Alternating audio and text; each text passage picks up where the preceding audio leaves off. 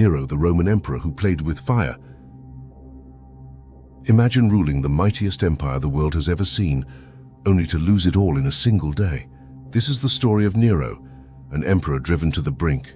In the annals of history, few names evoke the opulence and tyranny of ancient Rome like Nero. Today, we travel back to June 9, 68 AD, a day that marked the end of an era and the beginning of chaos. Nero was born Lucius Domitius Ahenobarbus on December 15, 37 AD in Antium. His father died when he was young, and his mother, Agrippina the Younger, married Emperor Claudius, who adopted Nero as his heir. Agrippina's machinations ensured Nero's rise to power, including the poisoning of Claudius and his stepbrother Britannicus. Nero ascended to the throne as a teenager. But what was the state of the empire during his reign? During the early years of Nero's reign, his tutor Seneca and the Praetorian prefect Burrus effectively governed the empire. They implemented several reforms, including reducing taxes and banning capital punishment, which were well received by the Senate and the public. Agrippina initially wielded significant influence over Nero, even appearing on coins with him. However, as Nero sought to assert his independence, their relationship deteriorated, culminating in Agrippina's murder in 59 AD, orchestrated by Nero himself. During Nero's reign, the Roman general Corbulo fought the Roman-Parthian War, and Suetonius Paulinus quashed the revolt led by Queen Boudicca in Britain. However, the Roman Empire was also rife with political intrigue and instability, setting the stage for his eventual downfall. Nero's reign saw significant public works, including the construction of amphitheaters and the promotion of athletic games and contests.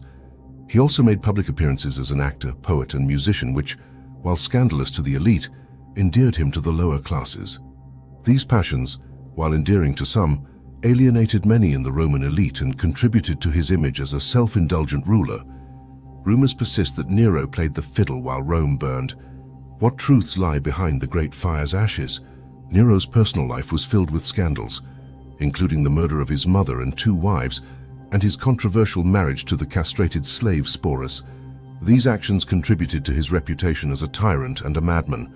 The Great Fire of Rome in 64 AD devastated much of the city. Although accidental fires were common, many believed Nero started the fire to clear the land for his palace. To deflect blame, Nero accused the Christians, leading to their brutal persecution. The Great Fire provided a convenient scapegoat, and Christians were subjected to horrific punishments, including being burned alive and crucified. This persecution, though possibly exaggerated by later Christian writers, marked a significant turning point in the history of Christianity. After the fire, Nero built his lavish palace called the Domus Aurea. This golden house was a symbol of his extravagance, featuring gold-covered rooms and precious stones. However, the cost of this monument to extravagance was immense, both financially and politically, further alienating the Roman elite and the populace. Discontent with Nero's rule grew. The first signs of rebellion emerged from various parts of the empire, driven by his oppressive policies and the financial strain of his projects. Key figures like Vindex in Gaul and Galba in Spain led the charge against the emperor, signaling the beginning of the end for Nero. Eventually, the Senate declared Nero a public enemy.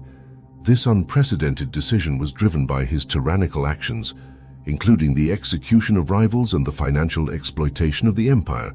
The Senate's decree marked a significant shift in Roman politics, as it openly opposed the emperor.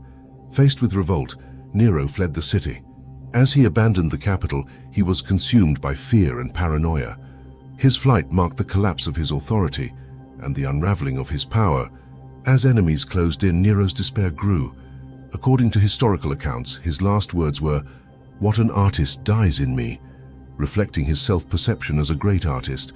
He ultimately took his own life, ending his tumultuous reign. Nero's death plunged Rome into the year of the 4 emperors, a period of civil war and political chaos.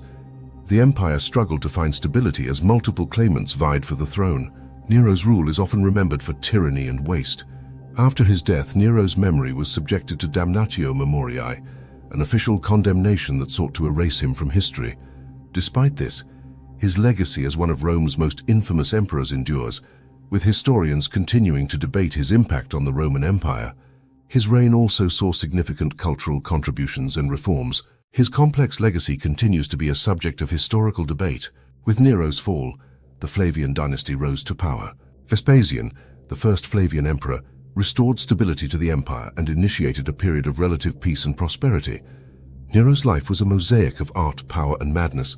His death not only ended his own dynasty, but also reshaped the Roman Empire forever. If you found the rise and fall of Nero fascinating, give a like, share, and subscribe for more tales from history. What other historical figures captivate you? Let us know in the comments below. Thanks for watching, and keep exploring the past.